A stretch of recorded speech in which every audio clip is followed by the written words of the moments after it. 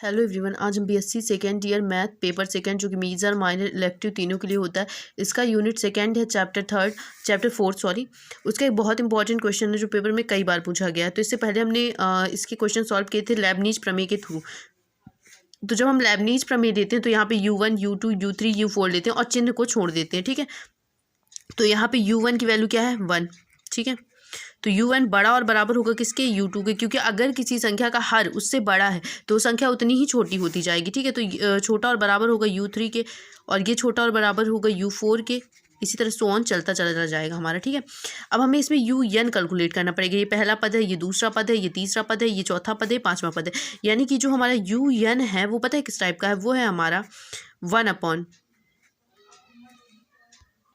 यहाँ पे सब में देखिए स्क्वायर ही चढ़ा हुआ है, यानी कि n, यानी पहला पद 1 पावर 1 यहाँ पे लिखा हुआ है, यानी 1 पावर 1 तो ये क्या हो जाएगा, इसको कैलकुलेट करेंगे तो ये 1 ही आएगा, ठीक है। तो और उसका स्क्वायर यानी कि 1 का स्क्वायर करेंगे तो क्या आएगा हमारे पास 1 ही आएगा। 2 का स्क्वायर, 3 का स्क्वायर, 4 का स्क्वायर, यानी कि UN का स्क्वायर। अब क्या करना है, इसमें ईजिली लिमिट लगा देना है। और अगर लिमिट लगाने पर 0 आ रहा है तो क्या है, वो अभिसारी है, और नहीं आ रहा है तो अभिसारी नहीं है। अब हम इसमें लिमिट लगाएंगे, limit n tends to infinity UN equal to क्या आ जाएगा हमारे पास, limit n tends to infinity 1/n square में हमें क्या लगाना है, लिमिट लगाना है। तो अब हम ये क्या करना है, n की जगह पे इन्फिनिटी रख देना, इन्फिनिटी का स्क्वायर। तो इन्फिनिटी का स्क्वायर क्या होता है, इन्फिनिटी का स्क्वायर होता है 1/इन्फिनिटी, और 1/इन्फिनिटी इक्वल टू क्या होता है 0। अतः यह परीक्षण जो है लेबनीज प्रमेय से क्या हो गया, अभिसारी हो गया, ठीक है।